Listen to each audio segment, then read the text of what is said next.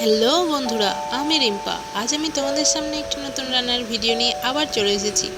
আজ আমরা বিকেলের টিফিন বানাচ্ছি মোমোজ।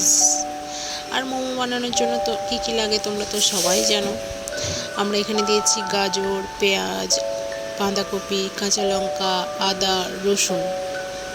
এবার দেখো, মোমোর পুর বানানোর জন্য আমরা যে কড়াইয়ে তেল দিয়েছি তাতে দিয়েছি পেঁয়াজ, রসুন, আদা, গাজর, বাঁধাকপি, লঙ্কা আর সয়াবিন, চিলি সস, ভিনেগার, সব কিছুই সয়া সস দিয়ে আমরা পুরটাকে রেডি করে নিচ্ছি।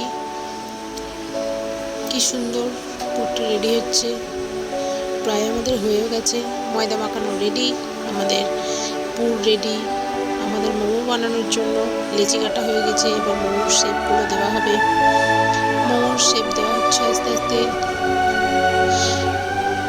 কি সুন্দর করে শেপগুলো দেওয়া হয়ে গেল। এবার আমাদের এক থালা মোমো রেডি। এবার আমরা ভাপে বসাবো, তার জন্য কড়াইয়ে জল দেওয়া হলো।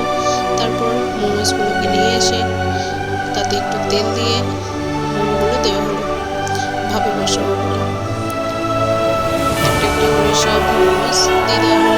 এবার আমরা